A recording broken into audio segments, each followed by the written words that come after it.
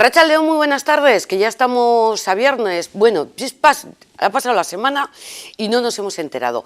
Y ya tenemos planazo. No, tranquilos, que es broma, que no nos vamos ni de fin de semana, ni vamos a hacer comidas por ahí, ni siquiera vamos a salir en grupo, ni nada por el estilo. Ojo, cúmplanme las normas, que tenemos que salir de esta, que bueno...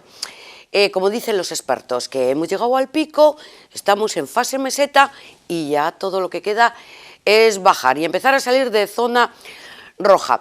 Lo del planazo lo digo pues porque ya se conoce los nuevos partidos del Atleti y las semifinales de Copa. El jueves próximo, el 11 de febrero a las 9 de la noche, en San Mamés, y el partido de vuelta, porque ahora sí que va a ser a dos partidos, ya empieza aquí lo difícil, será el jueves 4 de marzo a la misma hora, a las 9 de la noche, y en la ciudad valenciana. No les he dicho contra quién juega, seguro que a estas alturas ustedes ya lo saben, pero por si acaso, encuentros de semifinales de la Copa del Rey contra el Levante. Bueno, pues ha habido suerte. Podía haber sido el Barça y hubiera sido peor. Yo creo que el Levante, visto lo visto, pues lo tenemos como más fácil, más asequible. Hemos empezado por lo que será el final del programa, lo que nos va a deparar el próximo partido de Copa, y terminaremos este espacio recordando las mejores imágenes del partido de ayer, que nos tuvo a todos hasta las tantas, porque hubo prórroga, penaltis y bueno, todo con un resultado satisfactorio para el Atleti. Estamos contentos y esto nos hace felices para afrontar este fin de semana. Un fin de semana de toque de queda, de confinamiento perimetral y demás, a lo que ya estamos acostumbrados, pero lo vamos a llevar como muchísimo mejor. Siempre nos van a quedar además las videollamadas y todo eso, ¿verdad? Bueno, ¿me dejan un huequito en el sofá? ¿Nos acompañamos un ratito? ¿Estamos juntos hasta las 5:30 de la tarde, por lo menos? Pues venga. Por lo menos este ratito vamos a estar, que sí, que me han preguntado, sí, estamos dando bonanza, De momento, bonanza, ¿recuerdan aquella mítica serie de vaqueros? Pues sí, son los sábados y los domingos a las 2:30 de la tarde, o 2:30, tienen bonanza un poquito antes de ponerse a comer, o si no, mientras están comiendo, pues disfruten de esta serie que Tele7 les acerca todos los fines de semana, sábado y domingo. El jueves, si es que no lo habéis anunciado, es verdad, tienen toda la razón del mundo. Bueno, pues vean bonanza también. Bueno, que vamos a comenzar con la información más seria, que es la del COVID y es la de la pandemia. Como les decía, vamos a la baja, pero al menos en lo que a contagios se refiere, esto está bien. El problema está en los hospitales. ¿Que si hay presión hospitalaria? Sí. En los hospitales la cosa no está bien a nivel hospitalario. De hecho, hay cifras récord en las UCIs con 162 personas. Ahora les damos un poquito más de información en torno a esto de los hospitales y de los ingresos. Pero situamos la tasa de positividad en esta jornada en el 5,9%. Bien, estamos bajando. Y la incidencia acumulada es de 654. Esto significa que todo Euskadi está todavía en nivel rojo. Vamos con los datos en sí. Durante la jornada de ayer jueves se hicieron 15.486 test diagnósticos, de los que 921 fueron positivos. Por territorios, síganos ahí con los datos, viéndolos. Ahí tenemos Álava con 151, Vizcaya, como siempre, a la cabeza. A ver, también somos mucha más población. 479 y Guipúzcoa 281. Hospitales, en el día de ayer 95 personas ingresaron por COVID en planta, y en las UCIs hay actualmente 162 personas con COVID. Nos toca ahora repasar, como no, nuestros municipios. Vamos a ver la cantidad de localidades vizcaínas que se encuentran en el nivel rojo. Esperamos que para el recuento y actualización del próximo lunes puedan ir descendiendo, y esperamos que la columna de la izquierda, que es la de nuestros municipios, entre el lunes y el jueves cambien ya a un nivel inferior. Acompáñenos en este repaso. Abadiño, 5 nuevos positivos, 6 en Amorebieta, 5 más en Arrigorriaga, 4 en Balmaseda, 28 en Basauri, 2 en Verango, 11 en Bermeo, 2 en Derio, 15 en Durango y Galdacao 12. Guernica 3 nuevos positivos, Gorliz 8, Güeñes 5, Lequeitio 3, ninguno en Marquina, 3 en Munguía, 10 en Sopela y 2 en la localidad encartada de Zaya. Nos vamos a la columna de la izquierda, nuestros municipios.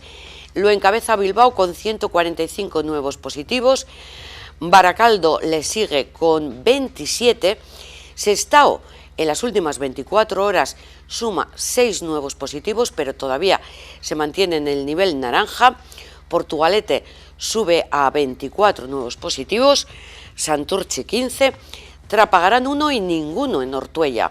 Abanto y Ciérvena, que también se sitúa en el nivel naranja, tiene 2 nuevos positivos, 1 en Musquis, ninguno en Ciérvena, 7 en Erandio, 16 en Leioa y finalmente, y terminamos este recorrido por los municipios de Vizcaya con los 51 a sumar en Guecho.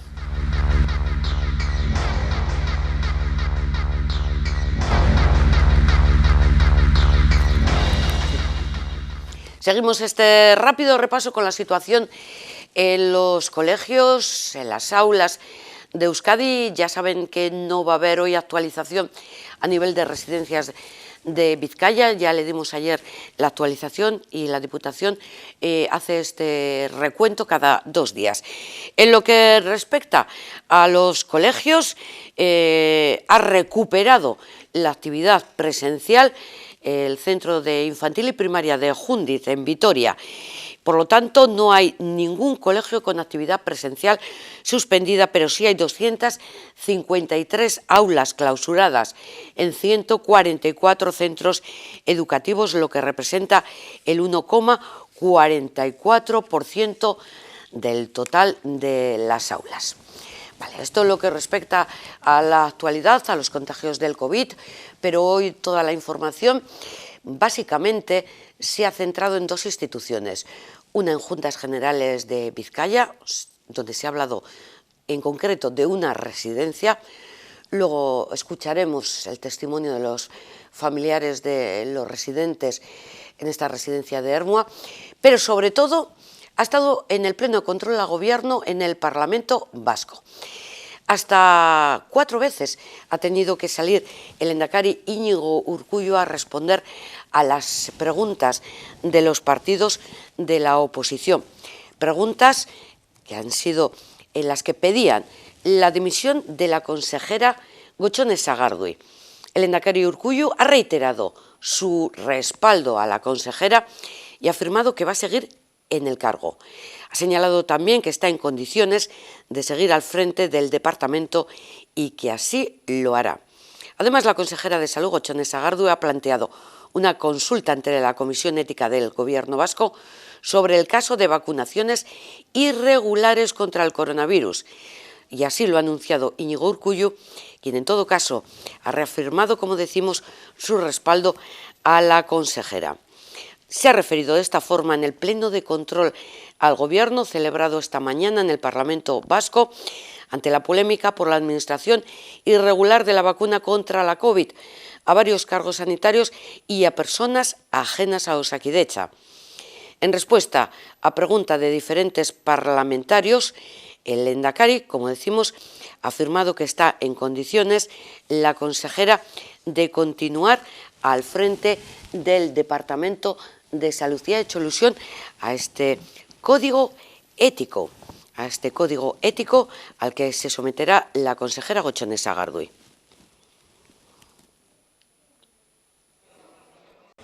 Todas y todos los cargos públicos en representación del Gobierno vasco estamos comprometidos con un código ético cuya evaluación, en su caso, corresponde a una comisión de ética pública. La ciudadanía confía en las instituciones vascas y, concretamente, en el Gobierno vasco. Confía por su rendición de cuentas de sus actuaciones diarias, por su transparencia y por el compromiso de mejora continua permanente. Y recuerdo las valoraciones máximas en el contexto de las regiones europeas en los índices de transparencia internacional. Hablo de rigor. Rigor significa contar con mecanismos de reacción ante el incumplimiento de un protocolo. Así se ha hecho. Y en cuanto pueda conocer las medidas puestas en marcha, se ha actualizado la metodología organizativa interna de la vacunación que se venía utilizando y que se correspondía con la campaña de la gripe. Ahora se ha centralizado la responsabilidad de la vacunación en la Dirección Asistencial de Osakidetza. Se ha actualizado el protocolo de relación con las organizaciones sanitarias integradas y los centros sanitarios. Se han reforzado los medios y controles para que esto no vuelva a repetirse. Desearía a las personas, a todas las personas, no solamente a las del PNV, a todas las personas que necesiten sus servicios y que cumpliremos el calendario de vacunación tal y como está planificado y que ha resultado ser exitoso. Respondía el lehendakari y le veían también en imágenes a la respuesta, en este caso, formulada por la portavoz del Grupo Mixto, por Amaia Martínez, el Grupo Mixto que es, en definitiva, el partido de Vox. Luego le ha tocado el turno a la propia consejera, Gochone Sagardui, quien ha tenido que responder, y ella misma decía, por tercera vez, a las mismas preguntas sobre el tema de la vacunación irregular. Pregunta. Un miembro del Comité Técnico del LABI se vacunó de forma irregular y clandestina. Ya dije en mi primera exposición quién se había vacunado y esa persona no figuraba. Se vacunaron el jefe del Servicio de Medicina Interna, la microbióloga responsable en funciones de control de infección, la jefa del Servicio de Enfermedades Infecciosas y el director gerente. Pregunta suya. Nos gustaría saber quién organizó esta vacunación a estas escondidas. Ya le dije que la vacunación de ese día la organizó una doctora de la Unidad Básica de Prevención de Basurto, dado que la responsable estaba disfrutando de días de descanso, y el subdirector de Enfermería de la OSI Bilbao Basurto, que había sido formado en la administración de la vacuna. Pregunta. Nos gustaría saber quién administró las dosis de esta vacuna. También se lo dije, el subdirector de Enfermería de la OSI Bilbao Basurto, que había sido formado en la administración de la vacuna. Pregunta. ¿No hubiera sido extraño, señora consejera, que un centro de estas características, en referencia, en este caso, a Santa Marina, y hoy lo ha repetido, se hubiera incluido incluso entre los centros residenciales que se vacunaron en la primera fase? Nosotros tenemos hospitales. Osakidetza no tiene centros residenciales. Pregunta. Procedimiento de asignación de las dosis a cada lugar de destino. Sencillo, siguiendo las instrucciones, criterios y prioridades establecidas. Las OSIs y organismos no adscritos a OSI solicitan lo que corresponda y desde los servicios técnicos del Departamento y de Osakidetza se reparten de la forma más equitativa posible, algo que es realmente difícil, dada la disparidad de las estructuras de nuestra organización. Pregunta. ¿Usted también está al tanto de la distribución de estas dosis? No es extremo de detalle. Esa semana, ¿sabe cuántas viales se repartieron? 2.700. Lo que supone más de 13.000 vacunas. Más de 13.000 vacunas. Pregunta. ¿Cómo se enviaron ese número tan elevado de viales al Hospital de Santa Marina? Porque se pidieron desde Santa Marina. Ya lo dije, y también le dije que quien hizo el reparto no se percató de que la cantidad solicitada no correspondía a las instrucciones facilitadas. Pregunta. ¿Usted autorizó personalmente dicho envío? ¿Estaba usted al corriente? El señor Sabas mantiene que tuvo conversaciones con usted. Ya sabe usted que no, que eso no es verdad. Pregunta. ¿Nos puede desvelar, por favor, el contenido de esa segunda conversación? Sí, ya lo hice. No fue una conversación. Fueron mensajes de WhatsApp. Los leí. Pregunta. ¿Usted consideró irregular el comportamiento del señor Sabas al vacunarse? Ese era el objeto de la comparecencia que yo misma anuncié. Señalar un comportamiento irregular y explicar las medidas adoptadas. Pregunta. ¿Usted cree que un director gerente de un hospital se vacuna anunciándolo a bombo y platillo, grabándolo si considera que está haciendo algo a escondidas y sin la utilización debida? Eso no me corresponde a mí decirlo. Lo que yo me pregunto es por qué se ignoraron unas instrucciones muy claras. la gestión de un medio de comunicación interesado en la vacunación y el hecho de que se me invitara no tiene nada que ver con cómo tenían prevista y organizada la vacunación. No tiene nada que ver. Santa Marina estaba en la lista de vacunación y esperábamos que se hiciera siguiendo el protocolo establecido al efecto. Pregunta, en relación a los criterios de residencias, ¿el personal directivo se vacuna? Sí, porque el criterio es diferente. Y vuelvo a recordarlo, Santa Marina es un hospital, no una residencia. No voy a insistir más en las preguntas que se van reiterando también en la interpelación de hoy. Como ve, creo que el grueso de sus preguntas estaban ya respondidas antes de que se formularan. Y en mi primera intervención en la comisión del día 27, y en la réplica y en la segunda réplica. Lo que veo es que a usted le preocupa mucho más el hecho de que a Santa Marina llegaran muchas más dosis de lo que correspondía, no tanto el hecho de que el director gerente se vacunara a él. Le recuerdo, porque lo he dicho en muchas ocasiones, que la exigencia de responsabilidades a los directores gerentes de los hospitales de Basurto y Santa Marina se produjo porque ellos, no siendo personal asistencial de primera línea, habiendo personas que sí lo son esperando su turno, se vacunaron. La solicitud de más viales de los que correspondía por parte de Santa Marina fue un incumplimiento de las instrucciones, el envío de todo lo que se pidió, un error de coordinación. Ninguna de esas razones es la causa de la exigencia de responsabilidades a los dos directores gerentes. Bueno, pues ayer ven la primera intervención de la consejera de Salud en el Parlamento Vasco, en concreto en la sesión de control al Gobierno que ha tenido lugar esta mañana y en la que también prácticamente todos los partidos políticos le han preguntado por las vacunaciones irregulares y también por el plan y también por cuándo va a haber una vacunación masiva, es decir, el 70% de la población, ¿cuándo va a poder estar vacunada? Lo dejamos para dentro de unos minutos porque ahora lo que queremos son consejos, recomendaciones y un poco de positivismo, el que nos aporta todos los viernes nuestro psicólogo Germán Cortázar. Arratsaldeon. Arratsaldeon, muy buenas tardes a todos. Muy buenas tardes, estamos contentos porque es viernes y... Pues sí. Y no sé si estamos contentos por algo más. Bueno, pues porque es viernes, a pesar de que algo que estamos diciendo todos últimamente es que todos los días son iguales, que da igual que sea viernes o que sea cualquier día de la semana. Aunque si lo analizamos bien, pues no son todos los días iguales. Y de eso queríamos hablar hoy. Vale. Fíjate, esta semana ha sido el Día de la Marmota, ¿no? Esa cosa folclórica que tienen en Estados Unidos, que no deja de ser una anécdota y algo pues un poco festivo y una cosa folclórica que ellos hacen. Bien, lo que quiere decir es que todos los días son iguales, es un poco la metáfora de que todos los días son iguales y es algo de lo que últimamente pues, nos estamos quejando todos, de que todos los días son iguales, de que no hay motivación, de que en realidad no sabemos en qué día vivimos, en que no hay alicientes a que hoy sea viernes y mañana va a ser sábado y da igual, porque no podemos salir, no podemos hacer cosas. Cuando vamos a trabajar todos los días de la semana son iguales. Esa monotonía creo que nos está pesando mucho y lo estamos llamando pues el Día de la Marmota. Entonces, eso está pesando mucho en nuestros estados de ánimos. Hasta ahora hemos hablado de tristeza, de nerviosismo, de irritabilidad, de tensión. Y ahora tenemos que sumar a todo esto esta monotonía y esa especie de aburrimiento que tenemos, ¿no? Lo cual pues, no va a ayudar nada a nuestros estados de ánimo, que se están viendo muy tocados. Entonces, ¿qué tenemos que hacer? Que eso es lo más importante que tenemos que hacer ante todo esto.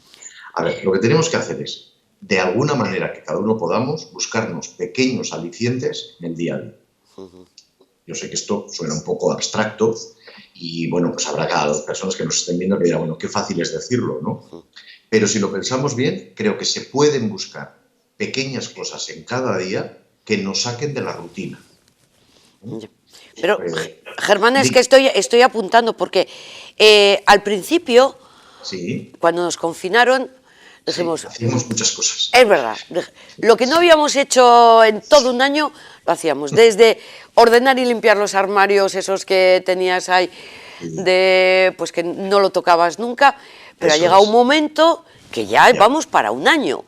Entonces, todas esas cosas que no había hecho, ya las he hecho. Sí, Y pero ya hasta me he leído todos los libros que tenía en la biblioteca sin leer. seguro que no, que siempre hay algún libro más, alguna película más, algo más que cocinar, algo más de ejercicio, alguien más con quien quedar, alguien más con quien dar un paseo, una actividad nueva, algo que teníamos aparcado y que ahora pues lo tenemos abandonado y ahora lo podemos retomar. Esta mañana hablaba con una persona que solía pintar y ha retomado el gusto por pintar. Me está enseñando unos cuadros, unos dibujos, y que realmente pues eso le rompe esa rutina. Yo sé que no es fácil, pero si lo pensamos bien, todos podemos encontrar cosas que nos rompan la rutina, que nos saquen de esa rutina, que nos va a ayudar a romper el día de la marmota y esta sensación de hastío, de monotonía, de que todos los días son iguales. Y siempre hay algo que hacer. Por ejemplo, podemos volver a limpiar el armario, que desde el año pasado seguro que se está desordenado un poco. Podemos volver a cocinar, ahora podemos salir. Podemos quedar cada día con una persona, con nuestros amigos, con nuestros familiares, pues damos una vuelta. Ya sé que no hay muchas cosas que no podemos hacer, pero hay otras que sí podemos hacer. Y hoy hago mucho hincapié en el romper la rutina. Cosas que nos gusten hacer, claro, que nadie se ponga a hacer algo que no le gusta. A mí ahora me dices que me ponga a jugar al fútbol y digo, ¿pero qué consejo es ese? Porque a mí no me gusta el fútbol. Pero si me gusta hacer otras cosas, voy a retomar aquellas cosas que yo sé que me gustaban y que quizás las tengo apartadas. Por ejemplo, hacer un puzzle de estos de 2000 piezas o más. O cada uno de lo que quiera, pero al que le ponga muy nervioso los puzzles, que no haga puzzles, que haga actividad, porque los puzzles pueden o relajar o poner muy nervioso. Entonces, lo que vamos a hacer es cada uno adaptar y de verdad el consejo de hoy es romper la rutina, porque esto está siendo muy rutinario, está siendo muy largo y la verdad es que tenemos la sensación de que esto no se acaba nunca. Y sobre todo, de verdad, esta semana lo he oído mucho, que todos los días son iguales. Creo que te ha pasado a ti, me pasa a mí, yo creo que nos pasa a todos, ¿no? Sí. Que en realidad no sabemos qué día es. Y que además nos viene la sensación de decir, bueno, mañana es sábado. Y total, ¿qué más me da? Pues seguro que no, porque mañana puede que no tengas que ir a trabajar, puede que estés una horita más en la cama y puede que luego pues, puedas ir a hacer algo que no haces entre semana. Entonces, todos los días no son iguales. De todas formas, tú has dado la clave, además, antes has dicho, a ver, que no estamos confinados como en aquella época, como en marzo. O sea, hay muchas cosas, o sea, podemos estar en la calle, en nuestro pueblo, pero hay en la calle.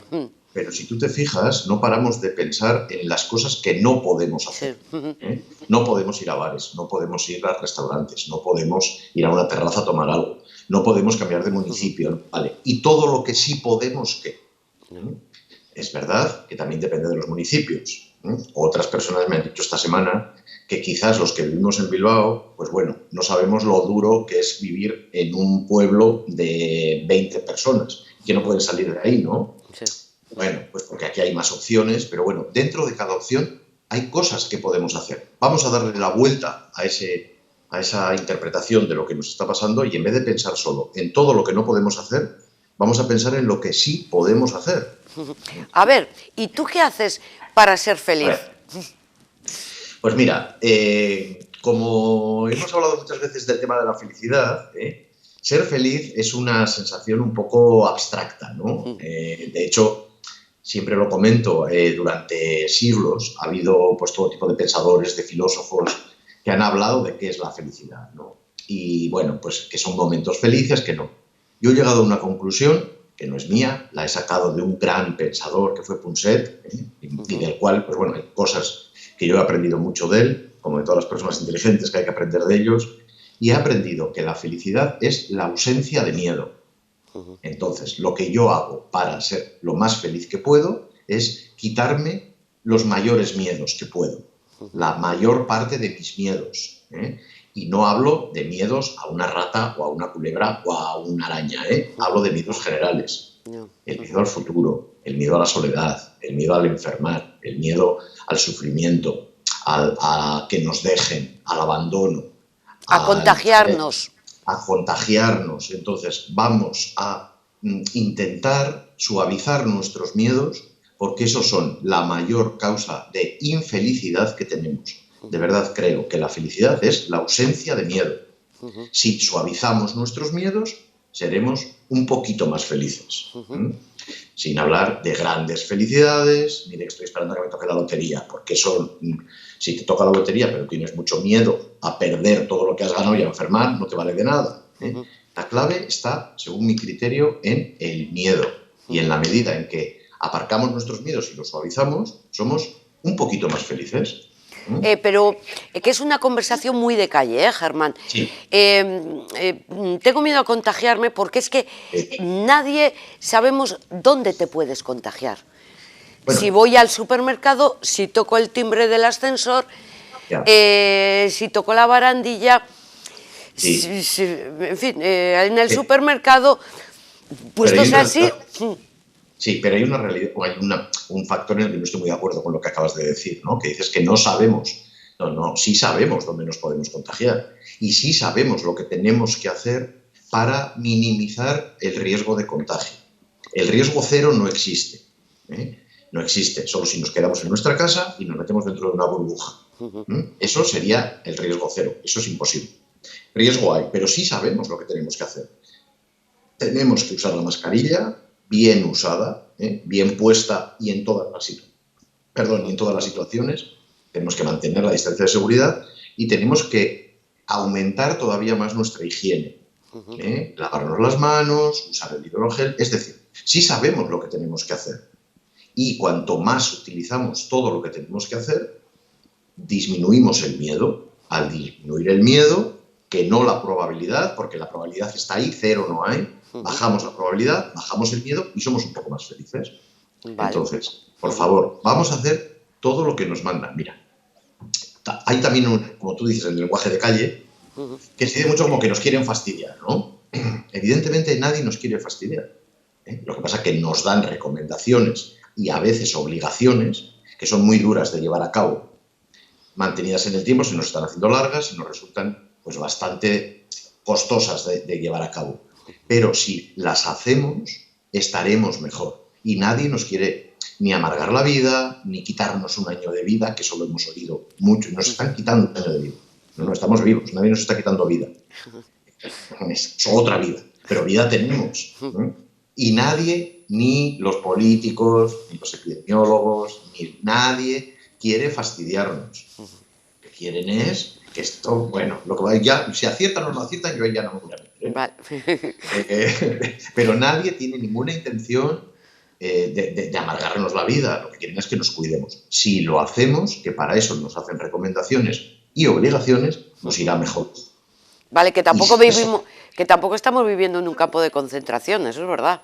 Es que es verdad, a ver, podemos hacer muchas cosas y sin ser unos ingenuos y sabiendo que esta situación es muy dura, que se nos está haciendo muy largo, pero si utilizamos todos, bajamos nuestro miedo, hacemos actividades, salimos de la rutina, nos buscamos actividades placenteras, disfrutamos de lo que sí tenemos. Mira, hace poco con la Navidad hemos utilizado los mismos consejos, ¿no?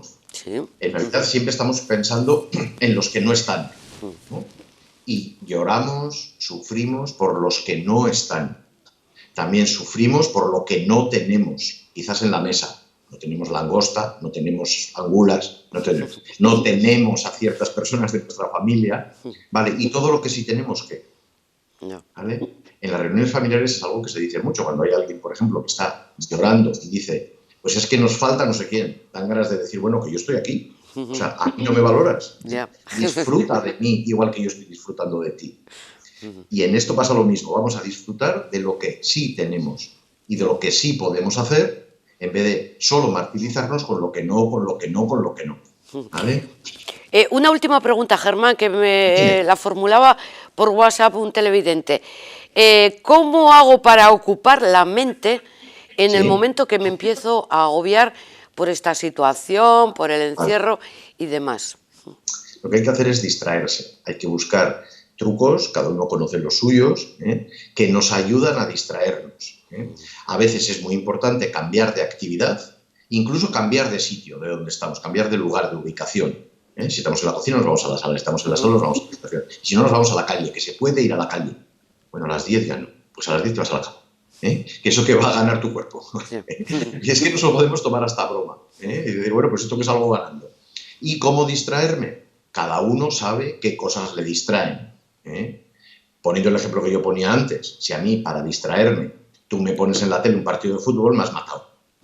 Porque eso no me va a distraer nada, me va a poner peor. Pero yo sé qué cosas me gustan hacer, que hay muchas, que me van a distraer, me van a sacar de ese bucle de pensamiento negativo. Salimos de ahí, pues al que le guste cantar, al que le guste leer, al que le guste hablar, al que le guste ver el fútbol. Cada uno que haga una actividad distinta y también en un lugar distinto. ¿Vale? A ver si eso te distrae de ese pensamiento en bucle, de ese pensamiento en el que no puedes salir y que solo te trae más malestar. Eso, o sea, la mente ocupada en otras cuestiones que nos quiten los miedos y que nos quiten todos estos pensamientos negativos. Germán, y la rutina. Y que nos saque de la rutina. Y que nos saque de la rutina. Disfruta de esta tarde de viernes y de este fin de semana, porque, como bien has dicho, tenemos muchísimas opciones todavía y por delante, y además, si no hay jornada laboral, pues tenemos más tiempo para disfrutarlas. A hacer cada uno lo que nos guste y disfrutarlo todo lo que podamos. Eso es, y siempre cumpliendo las normas y las medidas de seguridad. Por supuesto. Un beso muy fuerte, Germán. Muy bien, buen fin de semana. Lo mismo, nos vemos la próxima semana.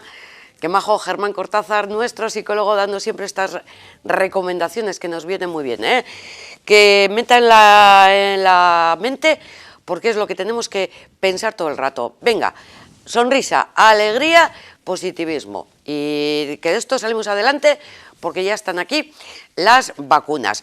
Vamos a escucharle a Fernando Simón, al director del Centro de Emergencias del Ministerio de Sanidad. En su habitual comparecencia de los jueves habló de AstraZeneca, la tercera de las vacunas.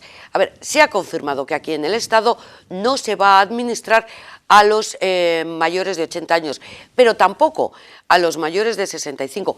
Incluso se pone el límite en los 55 años. ¿Puede ser mala o no para los mayores de esta edad?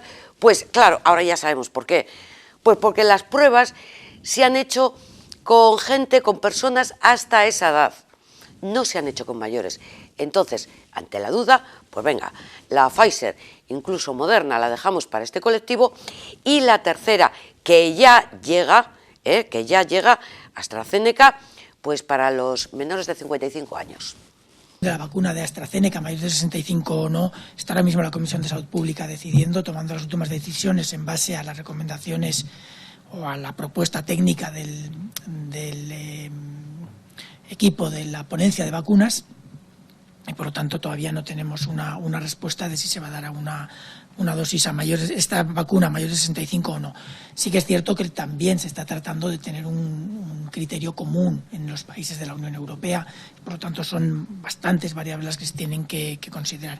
Fricciones no hay, no es una cuestión de fricciones, sí que puede haber puntos de vista técnicos diferentes, marginalmente diferentes, no son, digamos, contradictorios, pero sí que es cierto que ante la falta de información sobre la eficacia de la vacuna en algunos grupos de población no quiere decir que no sea eficaz, quiere decir que falta quizás alguna información más detallada, aunque hay alguna información, se tienen que tomar decisiones basadas en la información más sólida que se tenga. Están discutiéndolo actualmente, yo creo que hasta que no termine la comisión no sería tampoco muy prudente el opinar más sobre el tema.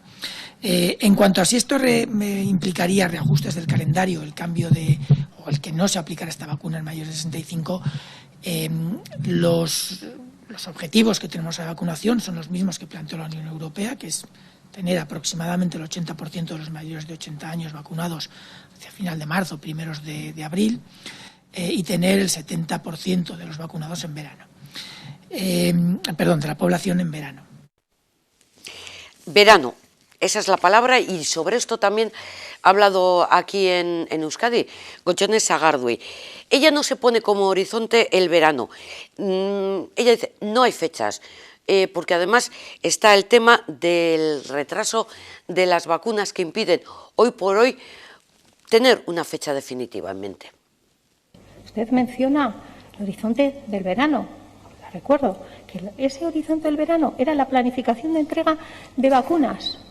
Sí, esa era la planificación de compromiso de entrega de vacunas por parte de las farmacéuticas. Nosotros, cuando vimos cómo se estaba produciendo su adjudicación como solamente había una, establecimos una estrategia que garantizaba los procesos inmunitarios. Pero no, eso no lo quiere escuchar. Pero mire, no vamos a caer en la tentación de mitigar el cansancio. La preocupación de la ciudadanía con esta situación, aventurando fechas ni creando ilusiones, la fecha de hoy, ni Euskadi, ni el Estado español, ni Europa pueden prever. Ni Europa, que es quien hace la gestión de las contrataciones de las vacunas, puede prever. No lo hicimos al no caer en la tentación de mejorar en el ranking de administración de vacunas. Y no lo vamos a hacer ahora cayendo en la tentación de afirmar cosas que no conocemos. Y está visto, no hay ahora garantías de suministro de vacunas constante. En otros lugares, esto está creando problemas para administrar la segunda dosis, exactamente como establecen las fechas técnicas de las vacunas. Y en Euskadi, sin embargo, podemos garantizar la segunda dosis de ambas vacunas que se están administrando hasta ahora, Pfizer y Moderna, y seguir administrando primeras dosis, aunque haciendo ajustes diarios y semanales. Y eso ahora ya no es relevante. No es relevante el puesto en el ranking, no es relevante que tengamos garantizados los procesos de inmunización. Euskadi está en disposición de vacunar todo lo que nos llegue desde la Unión Europea. Vacunamos casi 600.000 personas de la gripe en 2 meses. Si fuera necesario volver a hacerlo, podríamos volver a administrar tal cantidad de vacunas. A fecha de hoy, se han administrado 68.627 vacunas, 46.993 primeras dosis, 21.634 segundas dosis. De ellas, 12.336 primeras dosis en personal sanitario y 313 segundas dosis en personal sanitario. El 29% de la plantilla de Osakidetza. Y tenemos que seguir garantizando las segundas dosis, porque fijamos estrategia y un protocolo que estamos cumpliendo. Por eso lo podemos hacer. Y eso se llama planificación. Eskerrik asko. Bueno, planificación, plan. Este es el proceso de vacunación que se está llevando en Euskadi. Ha citado 68.677 que han sido las vacunas que se han administrado aquí en Euskadi. Nos vamos en las residencias donde comenzaron el proceso de vacunación, pero no para hablar de vacunación, sino de las quejas que familiares de residentes en el centro Abeleche de Ermua, un centro privado, han hecho públicos hoy y lo han hecho en la Comisión de Peticiones y Relaciones Ciudadanas de las Juntas Generales de Vizcaya. Los familiares que han acudido han denunciado que un total de 50 personas han perdido la vida en esta residencia de Ermua desde el inicio de la pandemia y 31 de ellas en un corto periodo de 10 días. Somos los familiares de residentes y fallecidos de la residencia Abeleche de Ermua, subvencionada por la Diputación de Vizcaya, es decir, por los aquí presentes, gestionada por la empresa Vitalitas. Queremos dejar claro que los familiares hablamos de justicia social y no de guerras políticas o económicas. Venimos a denunciar que la privatización de los cuidados en manos de empresas privadas lo que generan es muerte. Y bien lo han demostrado durante la pandemia con 31 fallecidos en 10 días y aproximadamente 50 fallecidos en total en dicho centro. Es decir, casi la mitad de los residentes. Sabemos que la pandemia ha castigado especialmente a la tercera edad, pero también somos conscientes que si este centro lo hubiese gestionado bien, algunos de estos residentes seguirían con nosotros. O simplemente las personas hubiesen podido despedirse de sus familiares. La falta de gerocultoras, es decir, las personas que se encargan de la atención directa de los usuarios es una realidad. Esto se traduce en cuidados mínimos, vitales de escasa calidad, ratios inasumibles para las gerocultoras, y eso influye directamente en la atención y prevención del COVID-19. Las gerocultoras, cuyo trabajo queremos reconocer todos los familiares, sufrieron la desprotección por parte de Vitalitas, trabajando con equipos de protección escasos o inexistentes. Si quieren, pueden corroborarlo, ya que en el Juzgado de lo Social de Bilbao emitió un auto para ecológicos profesionales. Ha habido una falta de profesionalidad. Las personas que tuvieron la suerte de llegar a un centro de Osakidetza llegaron en situación de deshidratación y desnutrición. Es decir, ni las necesidades básicas físicas de las personas estuvieron cubiertas durante la pandemia.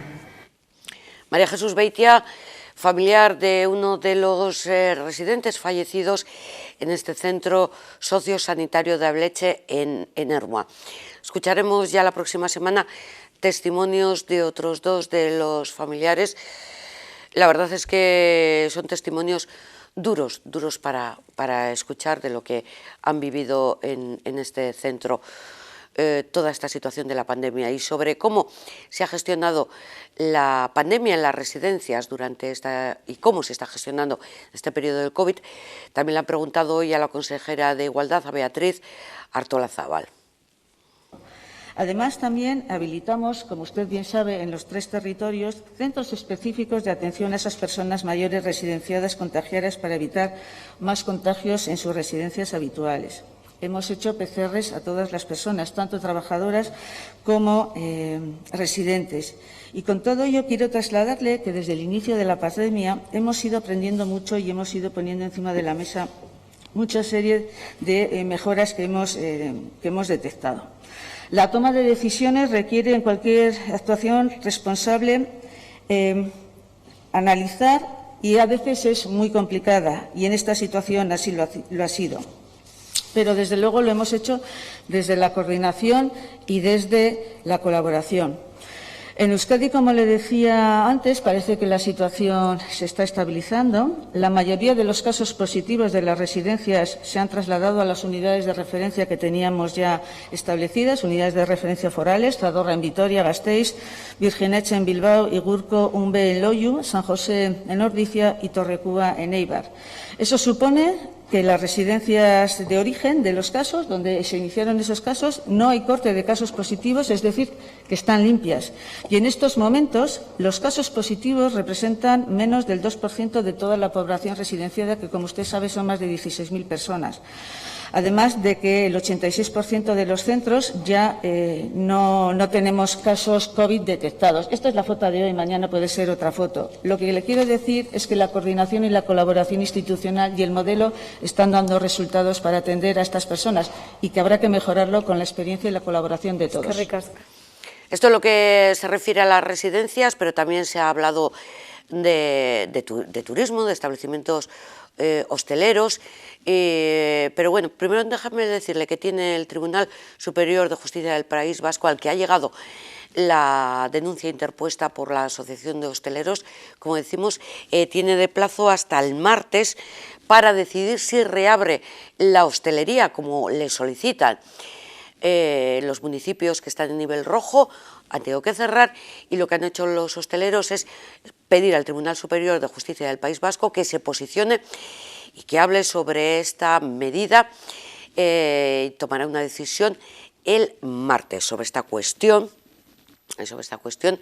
y sobre las ayudas que el Gobierno vasco concede a los hosteleros. Se ha hablado hoy también el titular de esta cartera, porque ha dicho además el consejero Javier Hurtado que el 60% de las solicitudes correspondientes a las ayudas a establecimientos hosteleros cuyo plazo finalizó el pasado 10 de diciembre. Hablamos de los del 10 de diciembre.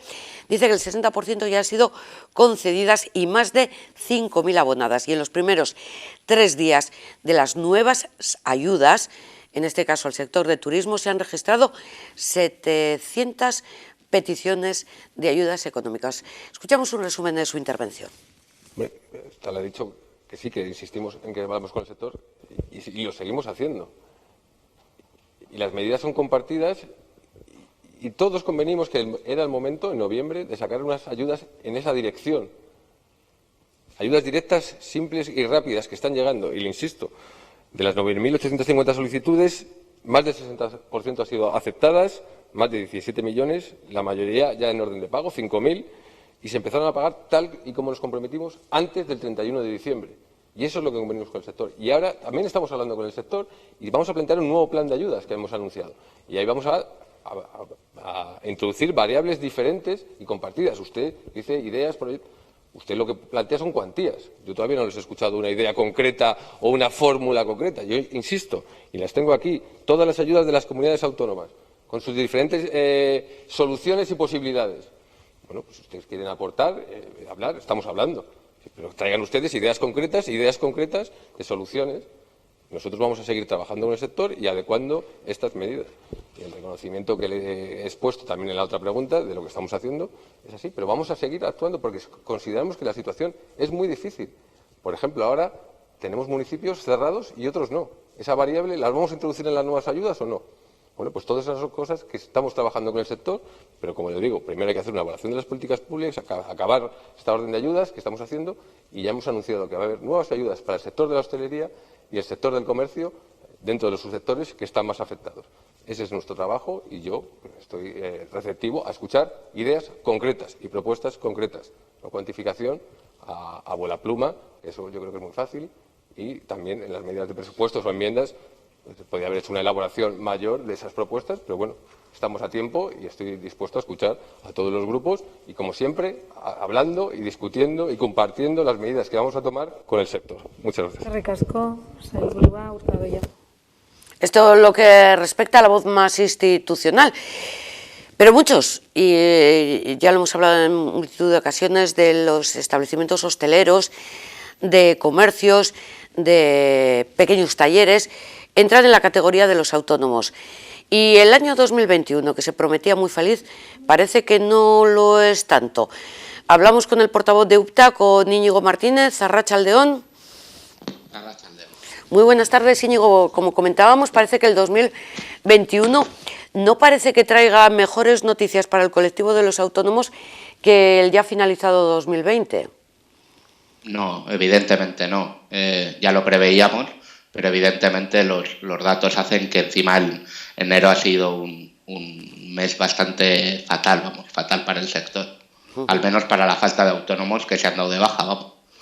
Esto de la casta está muy bien, ¿no? Sí, está claro. De hecho, cifráis que en Euskadi son 800 los... Sí, bueno, hay un error ahí, porque vale. Luego lo hemos comprobado. Es que los datos, la verdad, que vienen tan sesgados del Estado, y hay que hacer sumas y restas y hay que hacer operaciones que aparentemente pueden ser fáciles, pero realmente han sido cerca de 1.400 los autónomos menos, que es aún más barbaridad de la que ya decíamos en la carta, pero bueno, no consuela a nadie, pero aún así hay que decir la verdad, son casi 1.400. O sea, podríamos titular casi 1.400 autónomos desaparecen, autónomos vascos desaparecen en lo que llevamos de año 2021. Sí, entendemos que es por un arrastre del año pasado o porque las condiciones cada vez se ponen peor, que es lo que siempre hemos explicado, pero sí que la verdad es hasta sorprendente que ya no espera nadie ni a ver las perspectivas, sino que directamente en enero hay una sesga de autónomos absolutamente que se dan de baja. Y claro, yo pues diría, jope, ¿y las ayudas no os permiten aguantar este periodo hasta que todo esto pase? Hombre, no, las ayudas son un salvavidas, pero son un salvavidas si no estás ya muerto, claro, evidentemente. Es una forma sencilla de decirlo. Sí. Las ayudas, aparte de que siempre hemos dicho que son son bastante pequeñas en lo que debería de ser y encima están mal repartidas por sectores, pues es señal de que nos confirmen de que al menos para esos 1.400 no están siendo, no solo para esos 1.400, para otros muchos que seguramente se den de baja estos primeros meses porque la tendencia seguirá, por desgracia. ¿Estos 1.400 que corresponden al sector servicios? No a todos, porque los autónomos, lo bueno y lo malo que tenemos es que las estadísticas del Ministerio, en este caso de Trabajo, no hace específicamente por sectores, que sí debería hacerlo, pero claro, evidentemente nosotros con magia no lo podemos hacer, no divide por sectores la bajada de autónomos. Entendemos que en el sector hostelería y en el sector comercio está la mayor parte de esas bajas, pero es simplemente especulación. De todas formas, escuchábamos la semana pasada al ministro, creo que fue la semana pasada, ya he perdido la noción del tiempo, al ministro Escrivá anunciando la prórroga de las medidas para el colectivo de los autónomos, además de los ERTES, ¿eh? Sí, sobre todo es lo que siempre hablamos, el cese de negocio. Pero el cese de negocio no lo vamos a llamar limosna porque igual es mal educado, pero digamos que es una ayudita a un empleado o a un autónomo, en este caso a un pequeño empresario que no tiene gastos fijos. Evidentemente, si empiezas a tener gastos fijos, pues los 550 euros que te dan, por ejemplo, si estás cotizando por lo mínimo, o por los 600, 700 que te dan, evidentemente no suplen ni tan siquiera un alquiler, por ejemplo. Las personas que tienen un alquiler lo están pasando especialmente mal. ¿Cuál es la cuantía económica que por este cese de actividad podía recibir un autónomo? Si no recuerdo mal, se ha modificado al 50% de la cotización que estás cotizando. Normalmente se cotiza por lo mínimo, que son 840 y algo, casi 900.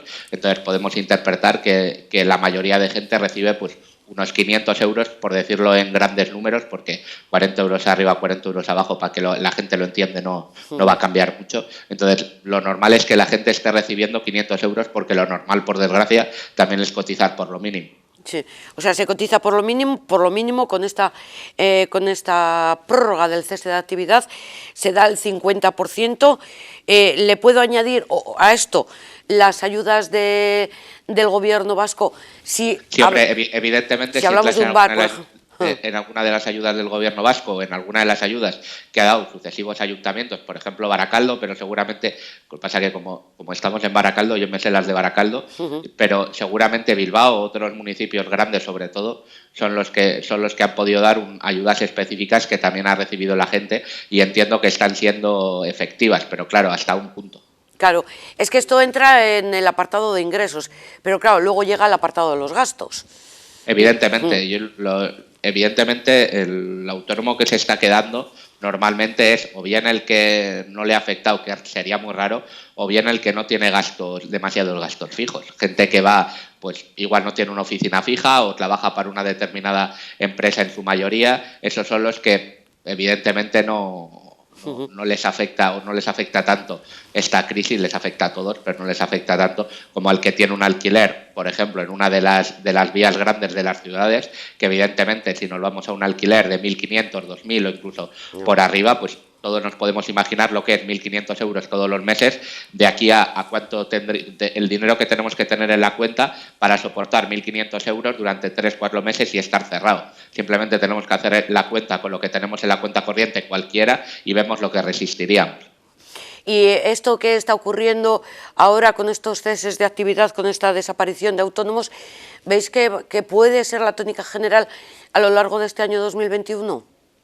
Yo creo que sí, a nivel personal creo que sí, evidentemente se nos está alargando los tiempos por muchas razones médicas y de logísticas y de todo, conforme a la vacuna, al virus y a todo lo que ello conlleva. Entonces, evidentemente, yo sigo pensando que este año va a ser de destrucción de empleo autónomo. Eso prácticamente lo tengo por garantizado, no tenemos otra vía de escape ahora mismo. Íñigo, ¿habéis pedido contacto, habéis pedido reuniones con diferentes ministerios? ¿Con qué ministerios en concreto y cuál va a ser la petición? Sí, bueno, nosotros, si estamos hablando de ministerios del Estado español, digamos, normalmente con quien más nos relacionamos es con Trabajo y con Seguridad Social, evidentemente. Entonces, a raíz de la Seguridad Social hay una promesa de este gobierno que ya la han trasladado a 2022, al año que viene, que es la cotización por tramos de los autónomos, que es una reivindicación que llevamos pidiendo muchísimo tiempo, años. Pero bueno, ya parece que se nos ha hecho caso el año pasado o el anterior y ya parece que se traslada al 2022, será por un tema la verdad que no sé por qué, pero será por un tema de que hay circunstancias más importantes que lograr, cosa que tampoco entiendo. Pero esa sería nuestra reivindicación primera para salvar el sector de autónomos, que realmente primero coticemos lo que en proporción a lo que cobramos. Y otra de las cosas que hemos mantenido también con también el Ministerio de Seguridad Social o el Ministerio de Trabajo, cualquiera de los dos, es evidentemente seguir ampliando las ayudas y seguir reforzándolas, porque al mismo tiempo de reforzarlas para los autónomos eventuales, para los autónomos que se dan de alta unos determinados meses, porque evidentemente la temporada de verano o la de Semana Santa o la de Navidad va a ser nefasta y ha sido nefasta, entonces simplemente en la tónica de ampliar las ayudas, aumentar las facilidades de pago si es que va a haber impuestos o cualquier otro, o también de las cuotas de autónomos, y evidentemente pues hacer un paraguas, digamos, de ayudas que pueda mitigar todas estas bajas. No voy a ser mala, pero sí quiero ser mala. O sea, acabamos de empezar el 2021 y el tema de los tramos ya lo pasan al año 2020. Lo han pasado al 2022 y lo digo claramente, sí. Porque aparte de que porque estábamos esperando todos, ha habido unas declaraciones, no sé si de hace 2 o 3 semanas del ministro Escrivá, creo que es de Escrivá, ahora que lo estoy pensando, pero creo que sí, no me voy a equivocar, que las traslada directamente al 2022, cosa que a nosotros evidentemente nos parece un error. Tendrá que aportar las razones, que tampoco en esa entrevista no las da, pero en el momento que aporte las razones, pues ya veremos por qué lo hacen, pero es que no me parece no tiene ningún sentido ir retrasando algo que es que el sector de los autónomos nos merecemos y lo necesitamos cada vez más. Como decimos, siempre los más castigados y bueno, parece que puestos un poco al final de la lista, ¿eh? Esa impresión da, ¿eh? Eso por historia, lo cual no nos quita ni nos pone nada, pero por historia somos los últimos en repartir y los primeros en pagar. Joder. Íñigo, pues nada, que vayan las cosas muchísimo mejor durante este mes de febrero y el resto de lo que nos queda de 2021, porque nos da mucha pena, porque es verdad que siempre, eso estáis... Hay que ser realistas también de que no vienen las cosas bien y ir, digamos, haciendo un análisis sobre ello, pero bueno, ya se verá. Ya, pero a la hora de pagar tenéis que hacer eso es, a la hora de pagar, los primeros. El 28 o el 29 del mes en curso le viene el recibo todos los meses, ya no lo que hemos estado hablando del alquiler. O sea, eso, en eso estamos. ¿Me permite eso en tono un poquito irónico decir que estos 1.400 autónomos que decías van a tener que ir a Lanbide? No es irónico, seguro que van a Lanbide. No creo que sea irónico para nada. Esos 1.400 autónomos seguramente, si lo han hecho o lo harán, mañana estarán, ojalá reciban alguna ayuda de parte de Lanbide o un asesoramiento a nivel laboral, pero evidentemente van a engrosar las listas de Lanbide. Ya, a lo dicho, muchísima suerte para todo el colectivo. Y nada, muchísimas gracias por este tiempo que nos dedicas, como siempre. Para lo que necesitas, aquí estamos, ¿eh? Vale, gracias. Arratsalde, un beso muy fuerte para Íñigo Martínez del colectivo de autónomos. Nunca nos queremos olvidar de ellos, porque cuando llegan mal dadas, pues es cuando más perjudicados se aparecen. Y encima ahora que les iban a mejorar la situación con el tema de los tramos, no, 2021 no, al 2022. Y en el 2022 dirán, 2024. Bueno, venga. Un momento, que nos vamos a la publicidad, volvemos.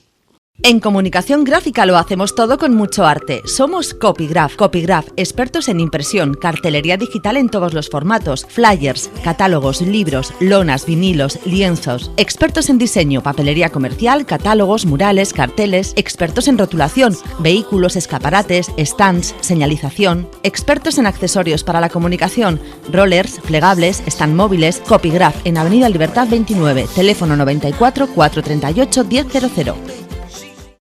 Visita ahora aquí en los estudios de Tele7, una visita que nos va a permitir profundizar en la actualidad de un municipio cercano a nosotros, del que diariamente reciben información a cargo de nuestras compañeras de Coro y Arantxa.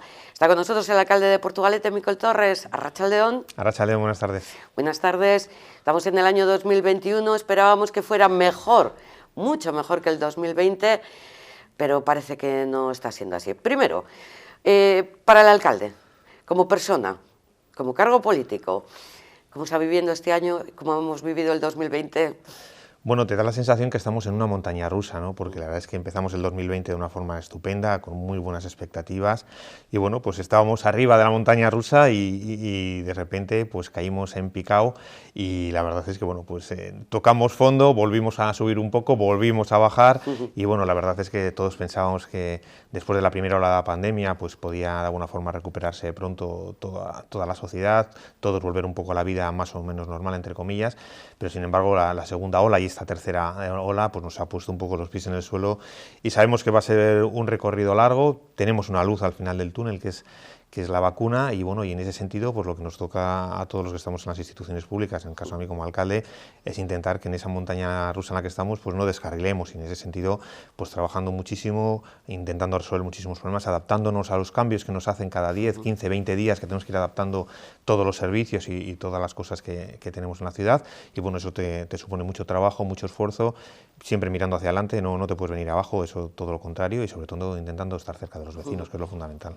Y desde el punto de vista de alcalde, la institución municipal, el ayuntamiento, ¿recibe comunicación directa de las instituciones supramunicipales a la hora de pues marcar un poco las directrices o ayudar o colaborar o para ir todos un poquito juntos también?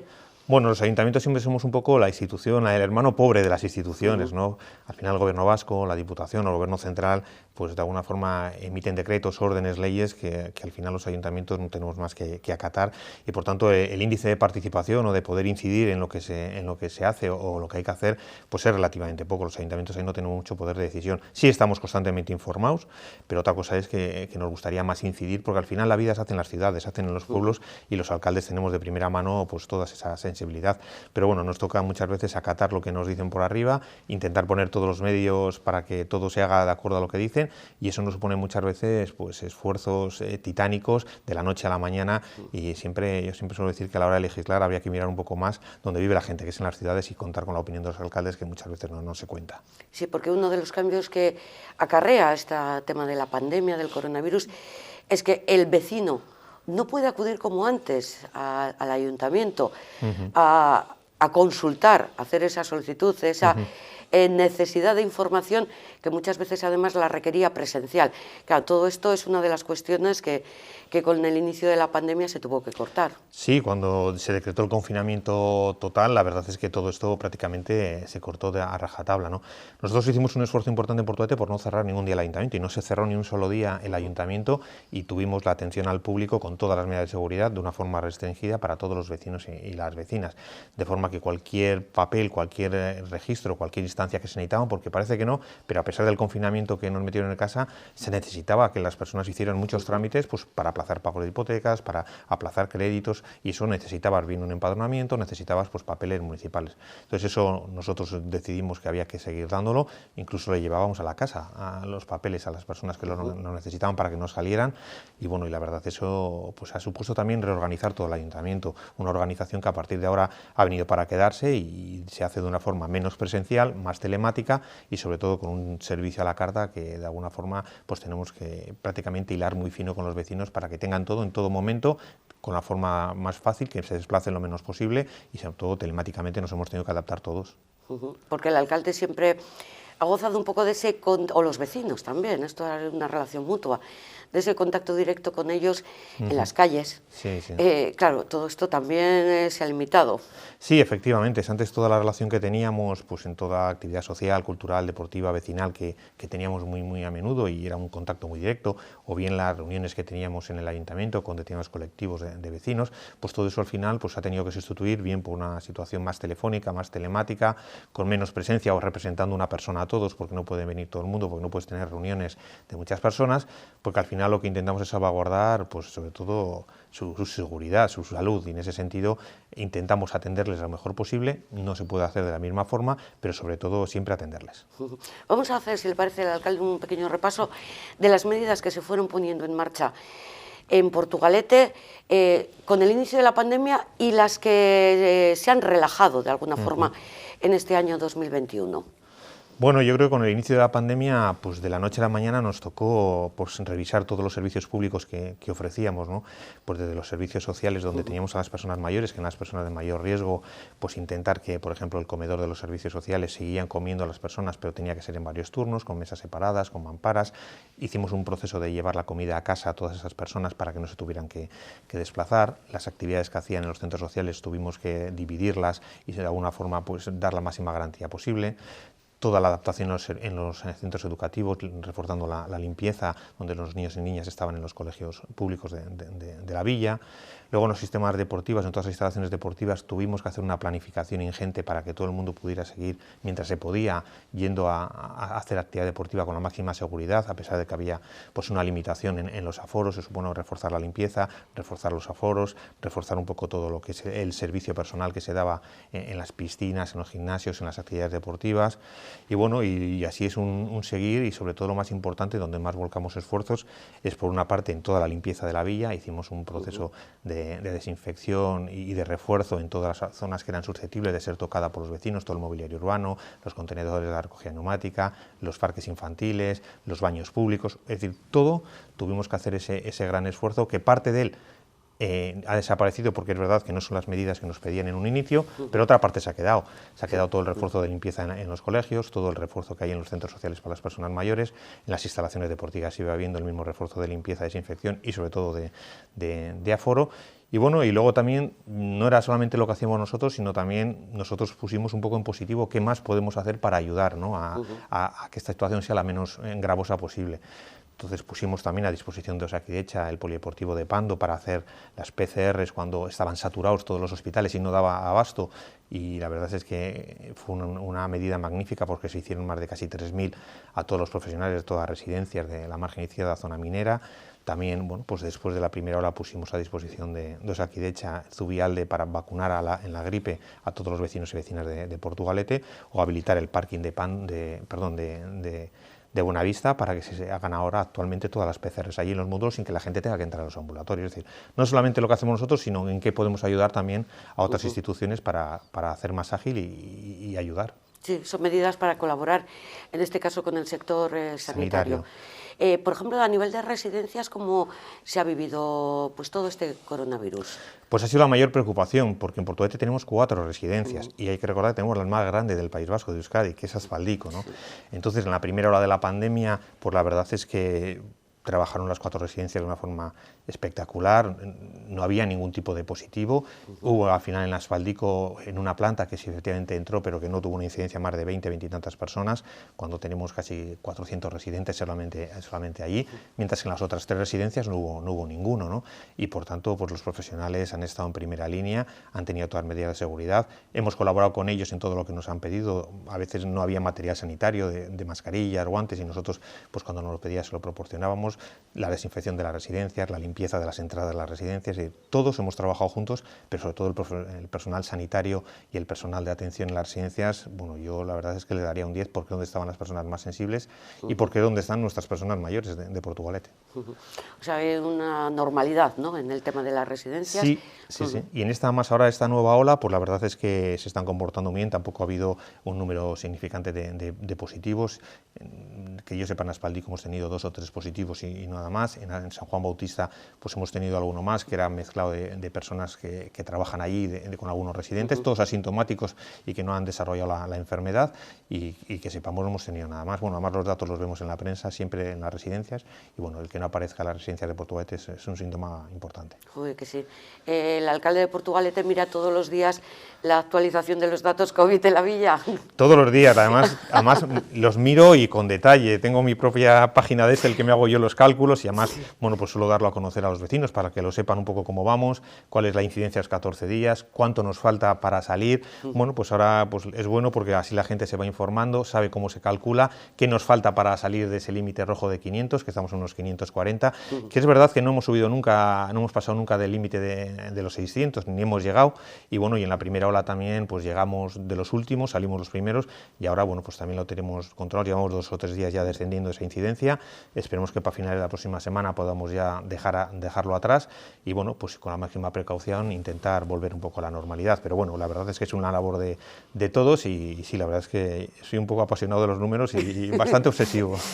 O sea, esto me lo apunto como previsión, esto ya como si fuera la Bonoloto. Sí. Para la actualización del próximo jueves, el alcalde espera que Portugalete salga del nivel rojo. Yo sinceramente tengo muchas esperanzas de que podamos a finales de la próxima semana ya salir si sigue bajando la incidencia como está y que parece que se está ya moderando en todo Euskadi, y en ese sentido creo que vamos por buen camino. O sea, todo es aportarse bien, que no haya ningún Eso es lo más importante. Brote, que no pase nada estos días. Claro, está claro que si hay un brote, los que tenemos residencias te los contabilizan a ti en Portugalete, sí. Que también es unas cosas que también algunas veces los alcaldes hemos debatido para decirle al gobierno vasco que son brotes dentro de la residencia, que son estancos, que no salen, y por tanto que el que tengas residencias te lo computen a tu municipio cuando no tienen incidencia en tu municipio porque no salen de la residencia, pues es un poco, entre comillas, injusto. Por ejemplo, lo que le pasó a Muskis con la residencia, que le ha hecho entrar en unos niveles y todavía no ha salido, ¿no? Y lleva ya mucho tiempo. Entonces, bueno, pues eso es una cosa que está dentro de la propia residencia, a no ser que haya trabajadores que vivan en el municipio, que puede ser detectado muy fácil, pero bueno, al final, bueno, pues te condena a una situación complicada. Entonces, aprovecho igual quizás, Eudel está representado por los alcaldes de las capitales vascas en la reunión en el comité asesor del LABI. Efectivamente. Entiendo que una de las peticiones que a lo mejor hacen al LABI cuando se reúnen es precisamente eso, que no se contabilicen los positivos. Les hacemos muchas, los alcaldes, lo que pasa que no sé si nos hacen mucho caso, ¿no? Porque la verdad es que están las 3 capitales y luego también está el presidente Eudel, que a su vez es alcalde de Vitoria, y bueno, los que estamos en la ejecutiva Eudel le trasladamos muchas veces muchas situaciones, pues le trasladamos en temas de residencias, cosas en referencia al tema de la hostelería, del comercio, de las estaciones deportivas, del tema de residencias. Bueno, trasladamos muchas cosas, que algunas sí es verdad que las tienen en cuenta, y otras, bueno, pues al final rigen los criterios médicos más que los criterios institucionales, y en ese sentido yo creo que tiene que ser así, aunque muchas veces no estemos de acuerdo, pero bueno, hay que respetarlo. Portugalete, un municipio no empresarial, más de servicios, con comercio y con hostelería. ¿Cómo se está viviendo esta situación, sobre todo ahora, además, con cierre de la hostelería, por estar en el nivel rojo? Bueno, pues Portugalete es comercio y es hostelería, ese es el corazón, es el pulmón de nuestra ciudad. Por tanto, pues la primera oleada de ello en marzo del año pasado fue muy duro para el comercio y para la hostelería, fue durísimo. La verdad es que bueno, pues a todos los negocios que cerraron, pues bueno, de alguna forma dejan a la ciudad prácticamente muerta en ese sentido. Y bueno, la verdad es que recuperamos muy bien ya cuando salimos a finales de abril, principios de mayo. El verano fue bastante bueno con las limitaciones que aún así nos marcaban, y bueno, luego nos ha venido esta segunda y tercera ola, que es un poco la que más estamos sufriendo, porque ya no lo esperábamos, ¿no? Y en ese sentido, yo por una parte el comercio es optimista porque al final el comercio sigue abierto, no es como la hostelería, y la gente de Portu, los vecinos, nos hemos volcado con el comercio, hemos hecho también desde el ayuntamiento muchísimas campañas para que se consuma en el comercio y en la hostelería local, pero es verdad que el problema de la hostelería pues son los primeros que se cierran, y eso, bueno, para Portugalete es muy duro, porque al final sin la hostelería falta la mitad, el 50% de una ciudad que vive comercio y hostelería conjuntamente, ¿no?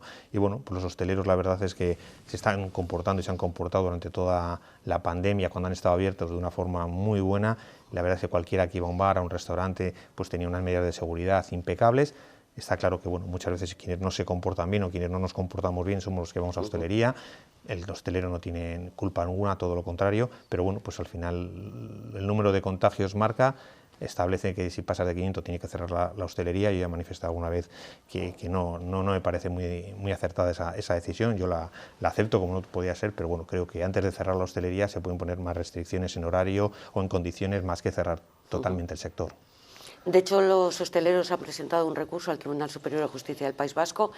¿Cree que seguirá adelante o que se aceptará esa petición que se hace de no al cierre por estar en un nivel rojo? Bueno, yo creo que es el último recurso que le quedaba al sector de la hostelería en el País Vasco, ¿no? Porque yo comparto parte de las reflexiones que hacen, además son muy, muy lógicas, ¿no?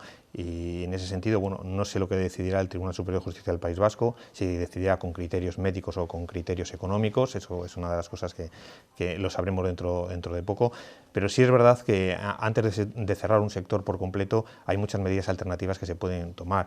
Si en vez de cerrar a las 8 se puede cerrar a las 6 o cerrar simplemente después de las comidas, de forma que puedas tener las comidas y restringir el horario, establecer como en otras comunidades que solamente se puede atender en las terrazas y no en las barras, pero yo al final cerrar todo el sector es un poco, como yo decía, un poco matar pues esas moscas a cañonazos. Es verdad que un cañonazo matas la mosca, pero matas todo lo que hay alrededor de la mosca. Entonces, bueno, pues eso no. Es verdad que el virus lo puedes matar o disminuir, pero también, claro, al final todo lo que está alrededor pues es complicado, ¿no? El que la actividad se cierre totalmente. Además, vemos casos, por ejemplo, en municipios en los que está abierta la hostelería y está bajando la incidencia también, lo tenemos aquí al lado en Sestao, en otros municipios o comunidades autónomas.